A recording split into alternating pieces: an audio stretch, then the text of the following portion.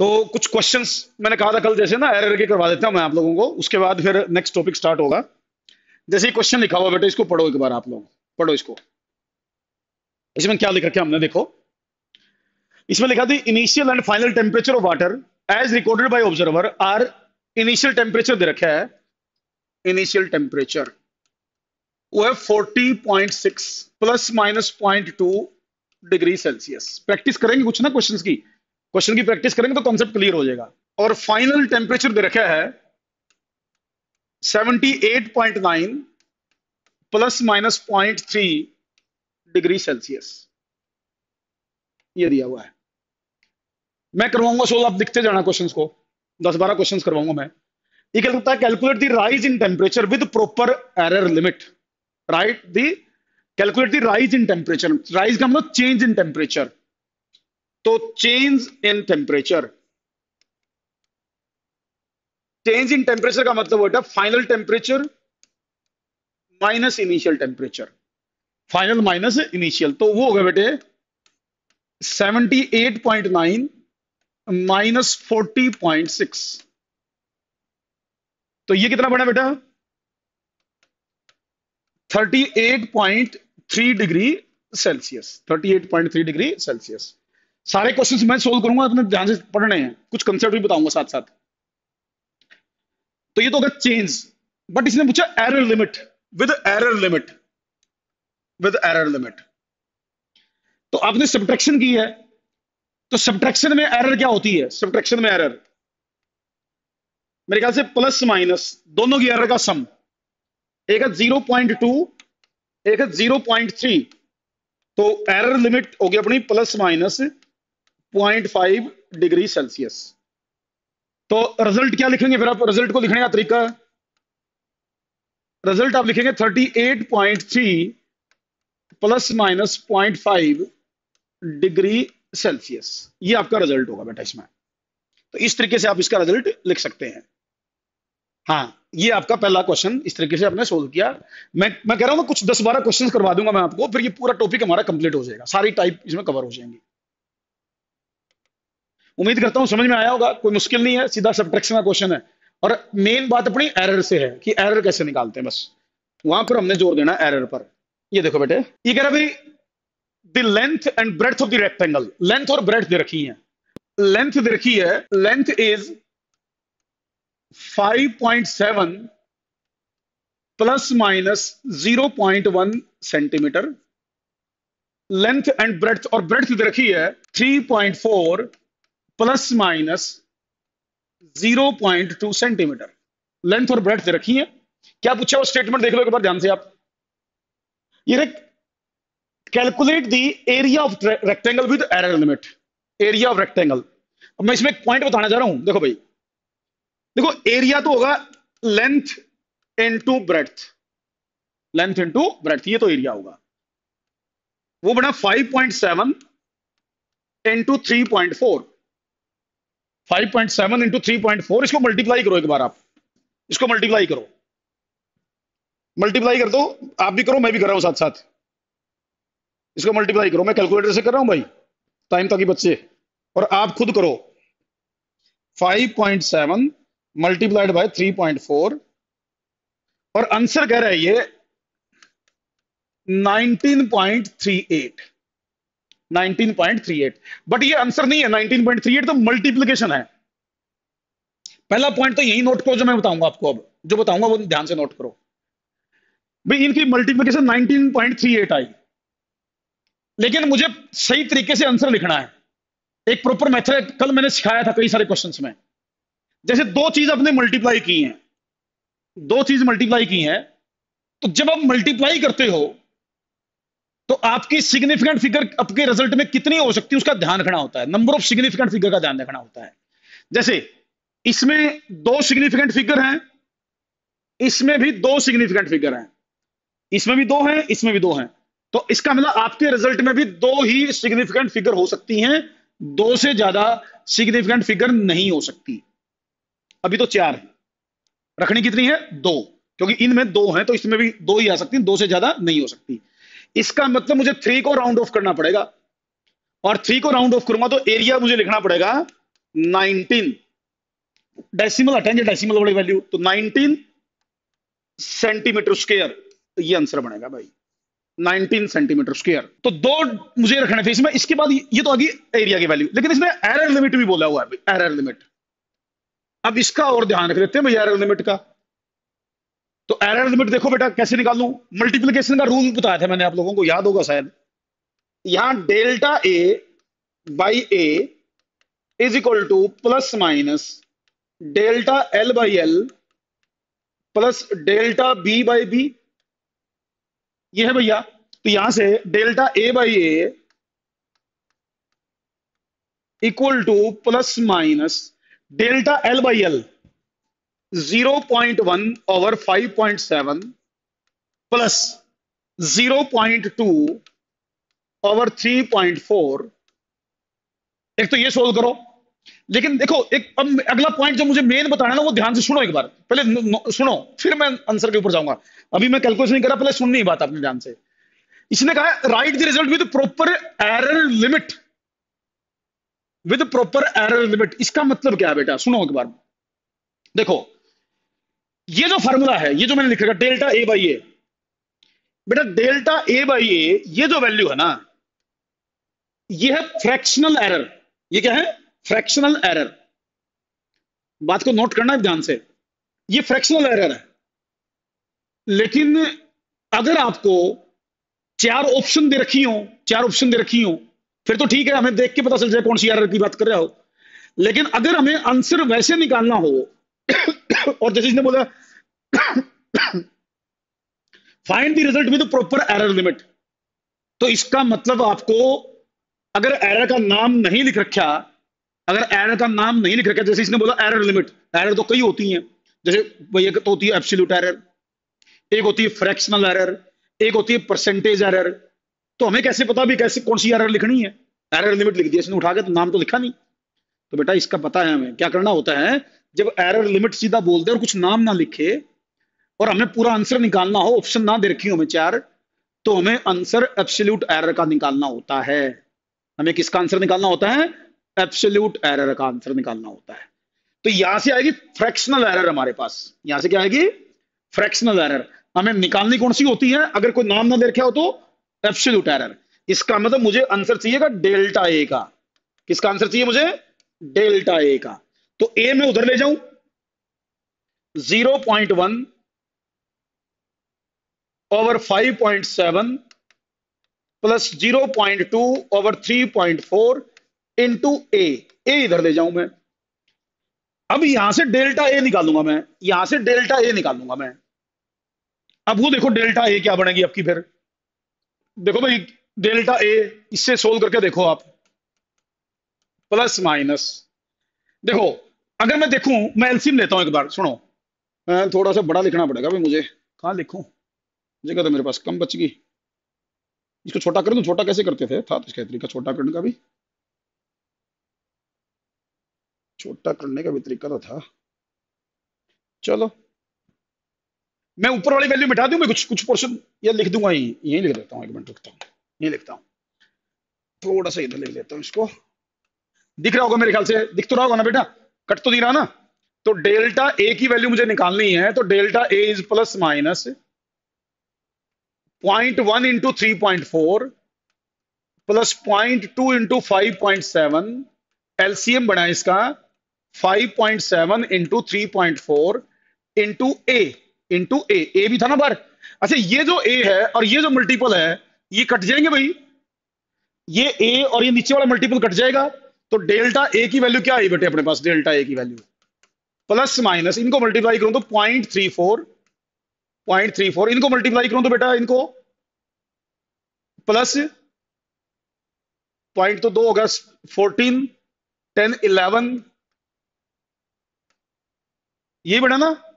तो ये बन गया भाई delta A is equal to plus minus 1.48, ये बना डेल्टा ए की वैल्यू। देखो एक बार, नहीं नहीं नहीं अभी आंसर नहीं आया, अभी आंसर नहीं आया कृष्णम, पूरा देख मेरे, मैं जो बात बताना चाह रहा हूं ध्यान से सुनो एक बार। ये डेल्टा ए आया, लेकिन इसमें भी एक चीज है, इसमें भी 3 है हमारे पास, तीन आपकी सिग्निफिकेंट डिजिट है, हमें रखनी है 2, इसमें भी 3 है, रखनी कितनी है 2। तो इसका मतलब इसको 8 को राउंड ऑफ करना पड़ेगा हमें। 8 को राउंड ऑफ करोगे तो delta A is equal to plus minus 1.5 बड़ा। इस 8 को राउंड ऑफ करोगे, दो डेसिमल सॉरी 2 सिग्निफिकेंट फिगर रखनी होंगी आपको, तो प्लस माइनस 1.5 बना। तो आपका जो रिजल्ट आएगा ना, जो रिजल्ट आया वो आपको लिखना पड़ेगा 19 प्लस माइनस 1.5 सेंटीमीटर स्क्वायर। ये आपका रिजल्ट माना जाएगा भाई, ये रिजल्ट माना जाएगा आपका। तो इसमें देखो दोबारा सुनो भाई, एक तो जब एरर लिमिट लिख रखी है और एरर नहीं बता रखी, एरर का नाम नहीं बता रखा, ना तो इसने बोला भाई एब्सोल्यूट एरर लिखनी है, ना इसने फ्रैक्शनल एरर या रिलेटिव एरर कोई नाम नहीं लिखा। तो आम रूटीन में जो एरर हमें लिखनी होती है वो एब्सोल्यूट एरर लिखनी होती है। तो एब्सोल्यूट एरर आपको निकाल के फिर सोल्व करना पड़ेगा, तब आपका आंसर सही माना जाएगा। क्लियर है चीज, परफेक्टली क्लियर, ओके करण, ठीक है। अगले क्वेश्चन पे चलें फिर, नेक्स्ट क्वेश्चन पे आ जाऊं। ठीक है बेटा, अगर आपको क्लियर होगा तो नेक्स्ट क्वेश्चन पे आता हूं। देखो ये थोड़ा सा समझाने वाला क्वेश्चन है, इसको भी ध्यान से सुनना। ये क्वेश्चन 100% हर बुक में मिलेगा आपको, हर असाइनमेंट में मिलेगा, जहां पर भी एरर का चैप्टर आप पढ़ोगे ना, ये वाला क्वेश्चन हर जगह मिलेगा आपको, हर जगह ये क्वेश्चन जरूर मिलेगा आपको। मैं इसमें ऐसा करता हूं, एक पार्ट सोल्व करूंगा जो अपने काम का है, एरर का। Calculate the maximum possible error in the measurement of value g. मैं ये वाला पार्ट नहीं करूंगा, नीचे वाला इसकी हमें जरूरत नहीं है।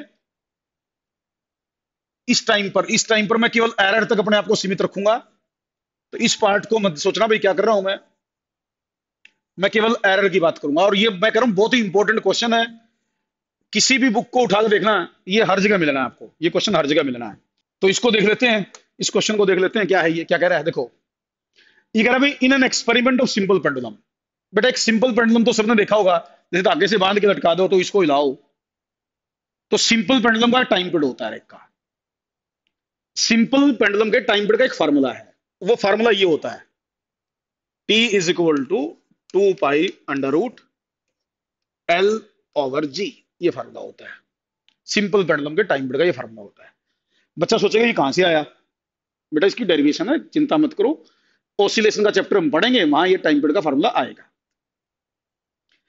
अभी ये टाइम पीरियड का फार्मूला है। अब बच्चा सोचेगा मुझे नहीं पता, मैंने बता दिया भाई, आगे याद रखो। इसमें ये जी में एरर पूछ रहा है, हमारे से जी में एरर पूछ रहा है। तो मैं ऐसा करूंगा, पहले जी का फार्मूला बनाऊंगा इससे। मैं कह रहा हूं वेरी इंपॉर्टेंट लिख लो इसके साथ, वेरी वेरी इंपॉर्टेंट लिख लो, और फिर ध्यान से सुनो मेरी अगली 3-4 मिनट बातों को, फिर समझ में आएगा ये। अब मैं इसमें पहले जी के एरर निकालना चाहता हूं, तो पहले मुझे जी का फार्मूला बनाना पड़ेगा। तो मैं ऐसा करता हूं, एक बार ना इसका दोनों साइड स्क्वायर करके अंडरूट को खत्म कर देता हूं। अंडरूट को तो मैं हटा दूं, तो मैं लिख लूं T square is equal to 4 pi square L by g. ठीक, और इसको थोड़ा सा रीअरेंज करके लिख लूं, g is equal to 4 pi square L by T square. ये तो आ गया बेटा मेरे पास जी का फार्मूला। इतना तो समझ में आया, कोई बड़ी चीज नहीं की मैंने, केवल अंडरूट हटाना था, स्क्वायर कर लिया, थोड़ा बहुत रीअरेंजमेंट करके जी का फार्मूला मैंने बना लिया। अब बेटा मुझे जी में एरर निकालनी है, जी में एरर निकालनी है। तो ये तो है कांस्टेंट, इसका तो कोई रोल नहीं, ये तो कांस्टेंट वैल्यू होगी।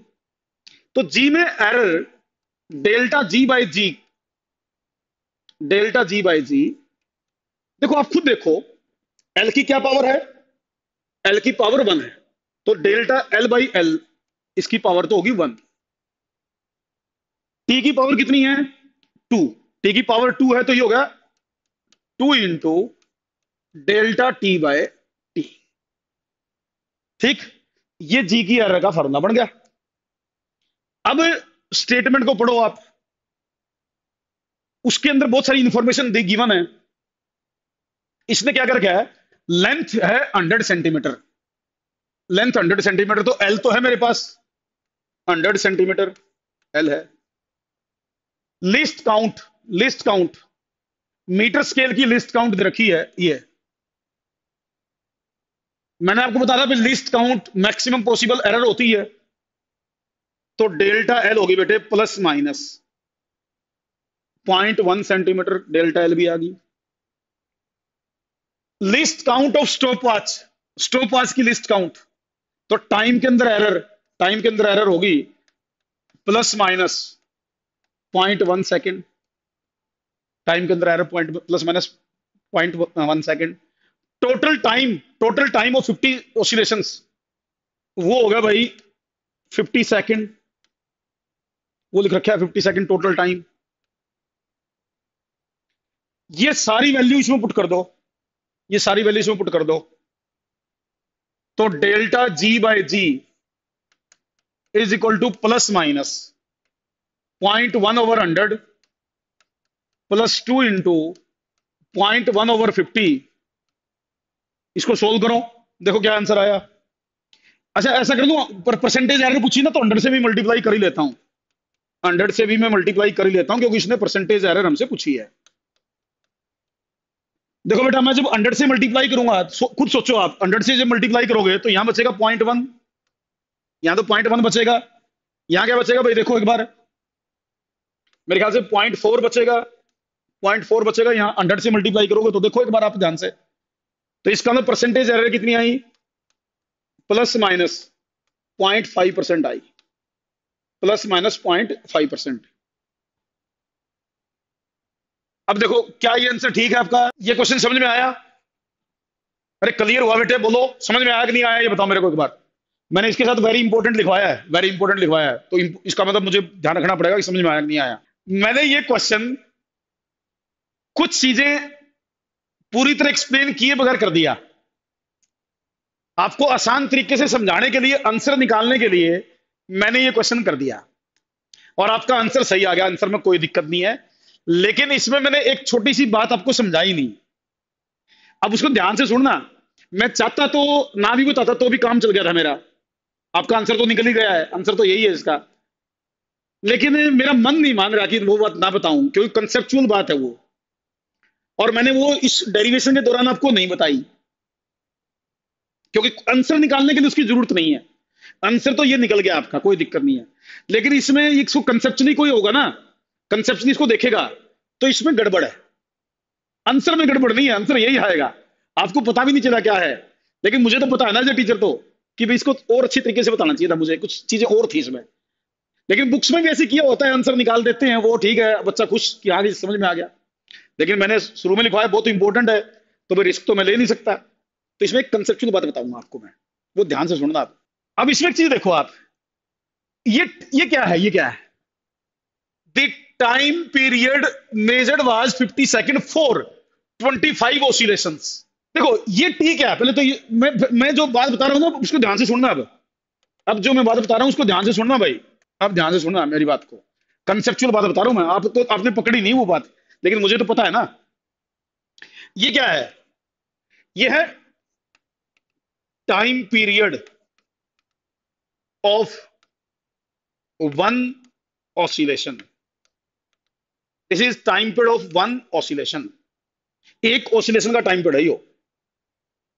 बट आपको किसका दे रखा है, आपको दे रखा है time period of 25 oscillations, 25 oscillation दे रखा है। ये किसका है, एक का, ये एक का है। अभी यहीं पर एक आंसर था, देखो आपने डेल्टा जी बाय जी ये लिखा, plus minus delta L by L plus 2 times delta T by T, ये लिखा आपने। अब इसमें जो मेन बात थी ना वो ये थी, भाई ये जो टी है ये तो एक ऑसिलेशन का टाइम है, ये टी तो एक ऑसिलेशन का टाइम है, और यहां कितने का दे रखा है आपको, 50 सेकंड 25 का दे रखा है, 50 सेकंड 25 का दे रखा है, और ये है एक ऑसिलेशन का टाइम। आपने किसी ने पूछा ही नहीं, वो तो 50 सेकंड जी 25 ऑसिलेशन का है, और ये तो time period of one oscillation होता है, this is the time period of one oscillation. तो फिर भी मैंने इसमें वैल्यू पुट करके कैसे निकाल दिया, सेम आंसर कैसे निकाल दिया, इसी में वैल्यू क्यों भर दी मैंने, वही बात मुझे बतानी है। अब मेरी बात को नोट करना, दोबारा सुनना, ये टी क्या है, ये टी है time period of one oscillation, ये टी क्या है, time period of one oscillation. मैं एग्जांपल लेता हूं, मैं एक एन ऑसिलेशन का एग्जांपल लेता हूं, सुनना ध्यान से। मैं फिर कह रहा हूं बहुत इंपॉर्टेंट क्वेश्चन है, हर जगह मिलेगा, कोई असाइनमेंट कोई भी बुक ऐसी हो ही नहीं सकती कि एरर का ये क्वेश्चन आपको ना मिले, इसलिए कंसेप्ट पूरी तरह क्लियर होना जरूरी है। तो मैं एक एग्जांपल ले रहा हूं आपको समझाने के लिए। मैं ये मान लेता हूं let let t is total time of N oscillation, N कितना भी हो, जैसे इसमें 25 एन, तो total time of N oscillation t है। तो बेटा कैपिटल टी, छोटा टी और कैपिटल टी में फर्क समझो अब। ये है टोटल टाइम और कैपिटल टी है time period of one oscillation, time period of one oscillation, एक ऑसिलेशन का टाइम पीरियड कैपिटल टी है। तो क्या मैं कैपिटल टी को टोटल टाइम बाय एन कर सकता हूं भाई, बताओ? क्या मैं, देखो एन ऑसिलेशन का टाइम, एन ऑसिलेशन का टाइम कैपिटल स्मॉल टी है, एन ऑसिलेशन का टाइम स्मॉल टी है, तो एक ऑसिलेशन का टाइम कितना हुआ? Total time by total number of oscillations, total time by total number of oscillations. क्या मैं ठीक कह रहा हूं? अगर एन ऑसिलेशन का टाइम स्मॉल टी है तो एक ऑसिलेशन का टाइम क्या होगा? Total time by total number of oscillations. तो ये टोटल टाइम और ये एक ऑसिलेशन का टाइम, इसमें एक फार्मूला बन गया। टोटल टाइम और एक ऑसिलेशन का टाइम में फार्मूला बन गया। एन तो नंबर है, एन इज अ नंबर। तो यहां से अगर मैं एरर का फार्मूला बनाऊं, अगर मैं यहां से इसके एरर का फार्मूला बनाऊं, इसके एरर का, तो इसकी पावर कितनी है? 1। इसकी पावर कितनी है? 1। तो मेरे हिसाब से पावर वाले फार्मूले से मैं सोचूं, पावर वाले फार्मूले से, तो delta T by T should be equal to delta T by T. क्या delta T by T delta T by T नहीं होना चाहिए? क्योंकि इसकी पावर 1 है। अरे बोलो तो भाई, पावर फार्मूले से इसके अंदर एरर निकालूंगा तो यही आनी चाहिए। क्या मैं ठीक कर रहा हूं? मेरे ख्याल से तो मैं ठीक कर रहा हूं भाई। तो इसीलिए मैं इस वैल्यू को टोटल टाइम के हिसाब से रिप्लेस कर सकता हूं, इस वैल्यू को टोटल टाइम के हिसाब से रिप्लेस कर सकता हूं। तो इसीलिए ये जो फार्मूला आपने लिखा हुआ है, ये जो फार्मूला आपने एरर वाला लिखा हुआ है, इस फार्मूले में आप इस फार्मूले में इसकी जगह पर ये वैल्यू रिप्लेस कर सकते हैं। तो वहां से आपके पास delta ji by ji is equal to plus minus delta L by L plus 2 times delta T by T, ये बन जाएगा। इसीलिए मैंने टोटल टाइम वाली वैल्यू यहां भर दी, टोटल टाइम वाली वैल्यू बगैर आपको बताए हुए। फार्मूला तो यूं लिखा कैपिटल टी में, वैल्यू कौन सी भरी थी मैंने? टोटल टाइम वाली। तो मैंने ये वाली वैल्यू भरी थी क्योंकि इस वैल्यू को टोटल टाइम वाली वैल्यू से रिप्लेस किया जा सकता है, इस वैल्यू को टोटल टाइम वाली वैल्यू से रिप्लेस किया जा सकता है इस फार्मूले के अकॉर्डिंग। अगर इस फार्मूले के ऊपर आप जाते हो तो, इसके अकॉर्डिंग चलते हो तो इसीलिए टाइम पीरियड की वैल्यू दे रखी हो तो भी ठीक है, टोटल टाइम की वैल्यू दे रखी हो तो भी ठीक है, आंसर आपका निकल जाएगा। तो आपको ध्यान पता क्या देना है? देखो कई बार तो आपको टोटल टाइम, जैसे 25 ऑसिलेशन दे रखे थे अपने से, 25 ऑसिलेशन का टाइम 50 दे रखा था। कई बार तो टोटल नंबर ऑफ ऑसिलेशन कई सारे होंगे, उनका टोटल टाइम दिया होगा, मतलब ये यूज होगा। फिर कई बार क्या होगा, एक ही ऑसिलेशन होगा और एक का ही टाइम पीरियड दिया होगा, एक ही ऑसिलेशन का सीधा टाइम पीरियड दे रखा होगा, तो भी कोई दिक्कत नहीं है, इसमें वैल्यू भर देंगे। फिर आप इसके अंदर वैल्यू भर के आंसर निकाल देंगे। एक और क्वेश्चन करवा देता हूं, कोई चिंता क्यों करते हो, एक क्वेश्चन और करवा देता हूं। हाँ बेटा, एक क्वेश्चन और करवा देता हूं मैं इसी का, उसे क्लियर हो जाएगी चीज। एक क्वेश्चन और करवा रहा हूं, ठीक है? कंफ्यूज मत हो, चिंता ना करो, मैं कंसेप्ट क्लियर करने के लिए तो हूं। एक क्वेश्चन और ले रहा हूं मैं इसी का भाई, इसी का एक क्वेश्चन और ले रहा हूं मैं, अपनी तरफ से वैल्यू बना देता हूं। एक और लिख लेता हूं मैं, एक क्वेश्चन और लिख लेता हूं। देखो देखो बेटा, फार्मूला आपको याद होगा, T is equal to 2 pi root L by g. मैं दोबारा लिख देता हूं फार्मूले को, g is equal to 4 pi square, क्या आया था भाई, एल ओवर टी स्क्वायर। तो delta ji by ji is equal to plus minus delta L by L plus 2 times delta T by T. ये फार्मूला आया था बेटा। इसके ऊपर एक एग्जांपल और बना देता हूं मैं, उसको भी ध्यान से देखो। मैं कंसीडरेशन कर देता हूं, late length of pendulum is 200 plus minus 0.4 centimetre. Length is plus minus 200, 200 plus minus 0.4 centimetre. Total time of 50 oscillations, total time of 50 oscillations is 150 second. Total time of 50 oscillation is 150 second. And error in time is 0.2 second. Error in time is 0.2 second. ये कह रखा है, ये कहता है find the percentage error in value of g, find the percentage error in the value of g. तो देखो बेटा, एल मेरे को दे रखा है इसने 200, एल गिवन है 200, देखो वहां से डेल्टा एल गिवन है मेरे को, डेल्टा एल देखो वो दे रखा है प्लस माइनस 0.4 सेंटीमीटर। अब इसने क्या दे रखा है, देखो 50 ऑसिलेशन है, उनका टोटल टाइम दे रखा है बेटा, टोटल टाइम। इसका मतलब मुझे टी की वैल्यू दे रखी है, टी की वैल्यू 150 सेकेंड, डेल्टा टी की वैल्यू दे रखी है प्लस माइनस 0.2 सेकेंड, और एरर इन जी की बात कर रहा है। तो मैं इस वैल्यू को स्मॉल टी की टर्म में लिख लूं, इसको मैं स्मॉल टी, कैपिटल टी और स्मॉल टी अलग अलग है, मुझे समझना है। ये एक ऑसिलेशन का टाइम है, तो मैं इसको यूं लिख लेता हूं, delta ji by ji is equal to plus minus delta L by L plus 2 times delta small t by small t, यूं लिख देता हूं।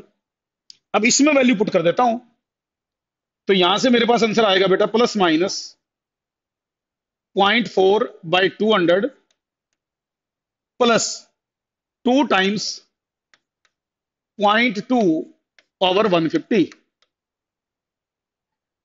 इसके बाद ये पूछ रहा है मेरे से परसेंटेज एरर।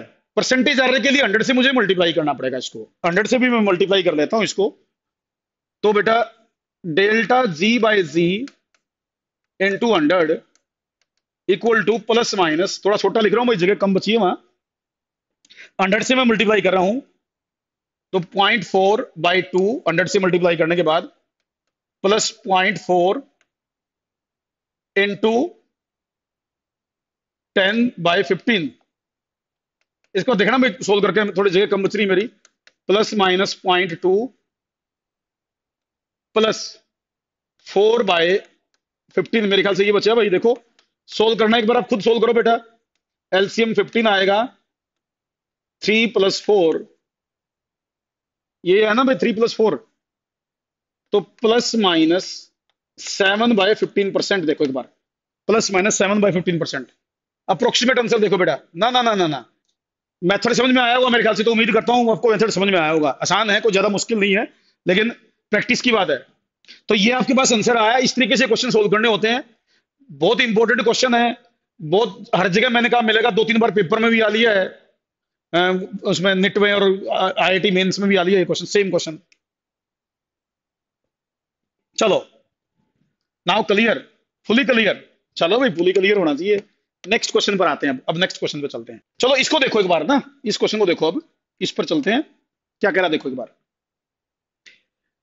ये कह रहा है if the measured value of resistance, resistance दे रखा है अपना, वायर का डायमीटर दे रखा है एंड लेंथ दे रखी है, then find the maximum permissible error in resistivity. Maximum permissible error in resistivity, resistivity में एरर पूछ रहा है बेटे, रेजिस्टिविटी में, और मैं परसेंटेज एरर निकालूंगा, मैं परसेंटेज एरर निकालूंगा। अब क्वेश्चन में चेंज करना चाहिए, चेंज कर लें, maximum permissible percentage error in resistivity, मैं परसेंटेज एरर का आंसर निकालूंगा भाई। लिख तो नहीं रखा इसने, मैं निकाल रहा हूं परसेंटेज एरर का। तो एरर का रिजल्ट निकालने से पहले मुझे पहले रेजिस्टिविटी का फार्मूला पता होना चाहिए भाई। रेजिस्टिविटी का फार्मूला पता होगा तो आंसर निकलेगा, वरना तो नहीं निकलेगा। अब रेजिस्टिविटी का फार्मूला आपने 10th में पढ़ रखा है, 10th में मैं लिखता हूं, देखो आपको याद आएगा। ये फार्मूला आपने पढ़ा हुआ, रो एल ओवर ए, रो एल ओवर ए, ये सबने पढ़ा हुआ है, देखते ही याद आ गया होगा। तो रो का फार्मूला क्या बनेगा बेटा, आर ए ओवर एल, ये रेजिस्टिविटी का फार्मूला सबने पढ़ रखा है, ये क्लियर है ना। अच्छा याद आया, ठीक है, दिख रहा है बच्चा, हाँ जी याद आ गया। चलो अब ए क्या है इसमें, area, area of cross section. जैसे सिलेंड्रिकल वायर मानेंगे हम, सिलेंड्रिकल वायर, तो उसका क्रॉस सेक्शनल एरिया क्या होता है, उसका एरिया होता है पाई आर स्क्वायर। क्या होता है, pi r square, radius pi r square, area of cross section. लेकिन इसमें तो डायमीटर दे रखा है ना, तो मैं इसको डायमीटर की टर्म में लिख लूं, एरिया हो जाएगा पाई डी स्क्वायर बाई 4। अगर डायमीटर की फॉर्म में लिखूं तो इसको पाई डी स्क्वायर बाई 4 हो जाएगा भाई। आर को डी बाई 2 लिख दूं ना, आर को डी बाई 2, तो ये हो जाएगा। अब ये वैल्यू इसमें भर देता हूं यहां, तो रजिस्टिविटी का फॉर्मूला बन जाता है मेरा R pi D square over 4L। ये मेरे पास रजिस्टिविटी का फॉर्मूला 10th क्लास से आ गया। ये हमने 10th में पढ़ा हुआ, सबने पढ़ा होगा मेरे ख्याल से, तो ओम्स लॉ वाले चैप्टर में। तो ये रजिस्टिविटी का फॉर्मूला आ गया। मुझे तो एरर में ज्यादा इंटरेस्ट है, एरर निकालनी है ना इसकी, तो पहले मैं इसका यूज करके एरर, ये तो मैंने 10th वाली बात ही रिपीट की है, कोई नई बात अभी तक नहीं बताई आपको। मुझे निकालनी है रजिस्टिविटी में एरर, तो एरर का फॉर्मूला लिख देता हूं, delta rho by rho is equal to plus minus. देखो बेटा इसमें तीन चीज है, आर डी और एल, आर डी और एल। तो delta R by R, delta R by R, ये होगी रेजिस्टेंस, इसकी पावर 1 है। फिर डी, डी की पावर 2 है, तो 2 into delta D by D. फिर एल लेंथ है, तो delta L by L, length का आ गया। देखो बेटा जिसकी जितनी पावर उसके हिसाब से लिख लो। अब ये होगा रजिस्टिविटी के अंदर एरर निकालने का फार्मूला। अब ये एरर निकालने के लिए स्टेटमेंट को देखो। अब मेरा क्वेश्चन स्टार्ट हुआ। ये तो 10th वाली बात रिपीट की, क्वेश्चन यहां से स्टार्ट हुआ अपना असली। तो ये तो आपको पता होना चाहिए, मेरे बगैर बताए भी पता होना चाहिए, नहीं पता था तो मैंने याद दिलवा दिया है बस। अब मैं इसका यूज करके आपको बताता हूं भाई क्या, कैसे आंसर निकालेंगे। देखो इसमें क्या दे रखा है, आर की वैल्यू दे रखी बेटा, आर की वैल्यू, आर की वैल्यू 1.05 ओम।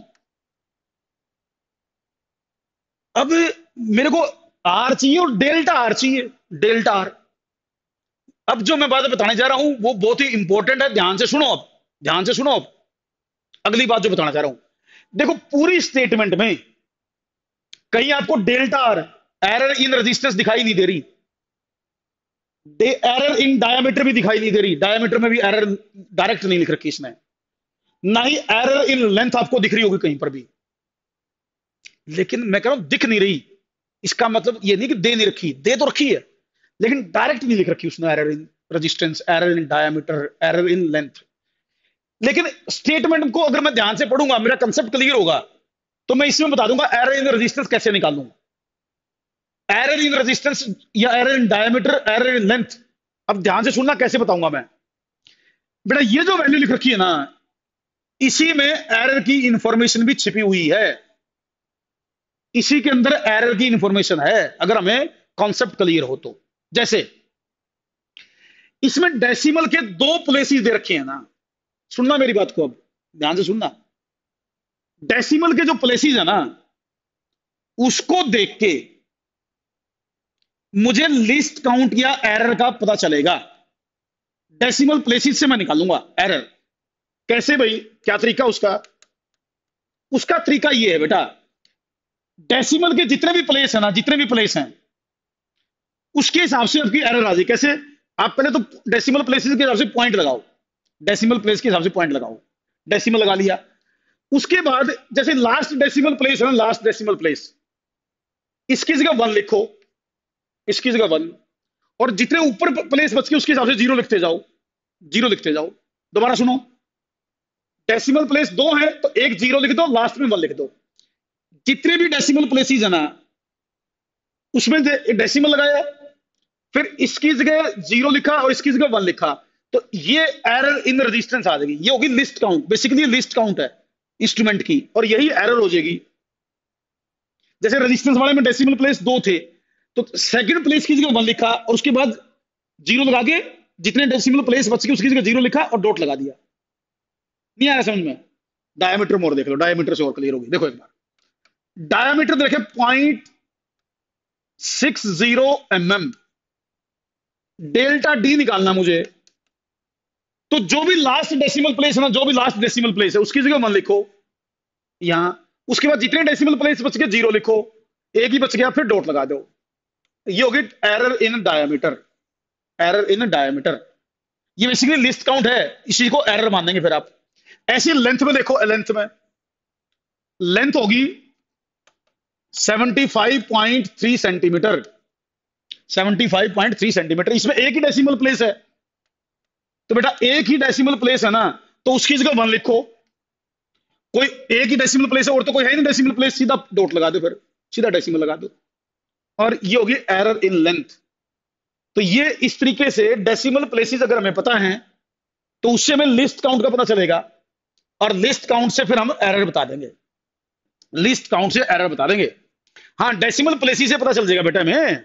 हाँ हाँ, क्या नाम है, यानशी, यानशी। हाँ, जैसे इसमें 2 डेसिमल प्लेस हैं, तो इसकी जगह 1 लिखो, जो बच गए उनकी जगह 0 लिखो और फिर डॉट लगाओ। इसमें भी 2 डेसिमल प्लेस हैं, लास्ट वाले की जगह 1 लिखो, फिर जितने बच गए 0 लगाओ, डॉट लगाओ। इसमें एक ही डेसिमल प्लेस था, तो जिसकी जगह 1 लिखो फिर डॉट लगाओ, तो ये आपके पास एरर आ गई। अब ये वैल्यू इसमें पुट करो आप, अब पुट करो इसमें वैल्यू, सारी वैल्यू आपके पास आ गई चारों। अब आगे का क्वेश्चन तुम सोल्व करो, आंसर तुम निकाल के बताओ मुझे, इसमें परसेंटेज एरर निकाल के बताओ। इसमें मुझे परसेंटेज एरर ये वैल्यू पुट करके तुम बताओगे। अब अगला 100 से मल्टीप्लाई कर लियो और मुझे आंसर लिख के बताओ। अभी पुट करो वैल्यू। डेसिमल प्लेसेस से ही एरर का पता चलता है, डेसिमल प्लेसेस से ही एरर का पता चलता है, या लिस्ट काउंट का पता चलता है। लिस्ट काउंट से फिर एरर का पता चलता है, लिस्ट काउंट का पता चलेगा, उससे फिर एरर का पता चलेगा।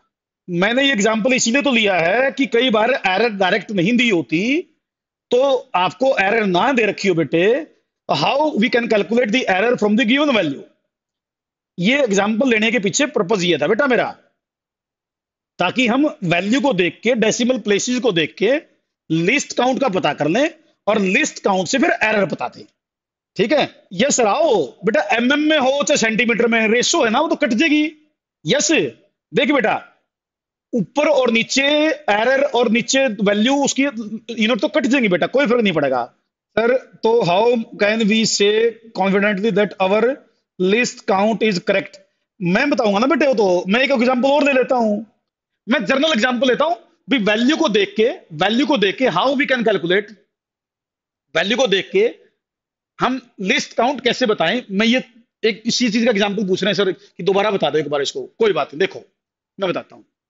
इस एग्जांपल से मतलब मेरा पर्पज क्वेश्चन से नहीं है, मेरा लिस्ट काउंट निकालने से का तरीका बताना है। देखो दोबारा, मान लीजिए कोई भी चीज ले लो आप, जैसे कोई लेंथ ले ली, लेंथ की वैल्यू दे दी, length is equal to 65.25 centimetre, मान लो ये दे दिया 65.25 सेंटीमीटर कोई लेंथ की रीडिंग आपको दे रखी है। अच्छा, हमारे को मान लो क्वेश्चन में किसी ने पूछा भाई what is the error in the value of length, error in the value of length बताओ। ठीक है जी, मैं क्या करूंगा, मैं इसकी डेसिमल प्लेस देखूंगा बेटा, डेल्टा एल निकालने के लिए डेसिमल प्लेस देखूंगा इसके। चाहे तो पीछे से स्टार्ट कर लो, चाहे इधर से स्टार्ट कर लो, आपकी मर्जी है। चाहे तो डेसिमल से स्टार्ट करके इधर चले जाओ, चाहे उधर से स्टार्ट करके डेसिमल की तरफ आ जाओ, वो आपकी मर्जी है। मैं इधर से स्टार्ट करता हूं, आप डेसिमल को पहले लगा के भी स्टार्ट कर उसको, कोई दिक्कत को नहीं, दोनों तरीके आप जो आपको आसान लगे। मैं जैसे इसके हिसाब से लिखूंगा, लास्ट वाले की जगह लिखूंगा 1, लास्ट डेसिमल प्लेस की जगह लिखूंगा 1, फिर जितने डेसिमल प्लेस बच गए उनकी जगह 0 लिखूंगा। जैसे 5 की जगह 1, एक डेसिमल प्लेस 2 है उसकी जगह 0, फिर सीधा डेसिमल आ गया तो डेसिमल लगा दूंगा। तो इसका मतलब मेरे पास लेंथ की एरर आ गई, लेंथ की लिस्ट काउंट आ गई +-0.1 सेंटीमीटर, ये मेरे पास आ गई। और मैंने ये कहा था भाई किसी की अगर लिस्ट काउंट पता हो तो लिस्ट काउंट ही मैक्सिमम पॉसिबल एरर होती है, जो लिस्ट काउंट होती है वही मैक्सिमम पॉसिबल एरर होती है। तो इसका मतलब इसको मैं एरर के तौर पर यूज कर, मेरे ख्याल से समझ में आना चाहिए। एक और एग्जांपल ले लेता हूं मैं किसी और चीज का, ये लेंथ का था, मैं मान लीजिए वोल्टेज का एग्जांपल ले लेता हूं, वोल्टेज का, वोल्टेज भी पढ़ी होगी आपने ओम्स लॉ में, वोल्टेज का एग्जांपल ले लेता हूं। मान लीजिए किसी क्वेश्चन में आपको वोल्टेज दे रखी हो 200.785 वोल्ट, ये वैल्यू दे रखी है। मान लो कोई भी एग्जांपल, मत ये मचाना कि क्या वैल्यू ले लीजिए आपने, मेरे तो डेसिमल प्लेसेस से एरर निकालने का तरीका बताना है। लिस्ट काउंट बताना है, लिस्ट काउंट से एरर बतानी है। मान लीजिए आपको ये वोल्टेज की वैल्यू दे दी, किसी ने पूछा जी वोल्टेज की लिस्ट काउंट जिस इंस्ट्रूमेंट से मेजर किया उसका लिस्ट काउंट बताओ और एरर बताओ जी, मतलब डेल्टा वी बताओ भाई, डेल्टा वी। तो मैं क्या करूंगा बेटा, जो लास्ट डेसिमल प्लेस है ना उसकी जगह लिख दूंगा 1, लास्ट डेसिमल प्लेस की जगह 1। उसके बाद जितने डेसिमल प्लेस बच गए और एक की जगह 0 लिखूंगा, जैसे एक 0, एक और 0 और फिर लास्ट में डेसिमल आ गया, तो 0.001 वोल्ट। ये हमारी एरर लगा लीजिए या लिस्ट काउंट लगा लीजिए, ये हमारे पास आ गया। चलिए बेटा ठीक है, अब बाकी क्वेश्चन कल करेंगे, बाकी क्वेश्चन कल करेंगे, ठीक है बेटा, ओके।